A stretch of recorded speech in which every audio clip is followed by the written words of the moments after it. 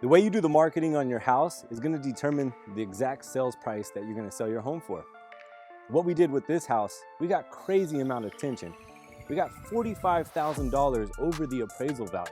Yes, during this market, you can sell this house using just mediocre marketing, but you'll also just get mediocre price.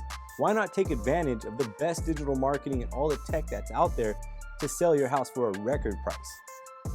We were so busy, we ran out of showings each day. Knowing how to get your home's attention over any other home that hits the market is how you sell for more. Just doing the old school marketing is not enough anymore. Using the best digital marketing around and targeting home buyers online is where it's at. Do you want to know how we could front you $75,000 to get your house fixed up so you sell for way more money? There's no interest, no fees involved. It's called the Compass Concierge program we offer. Let's sit down, let's talk, let's have a Zoom consultation, let's go over your goals for 2021, and let's make your dream a reality.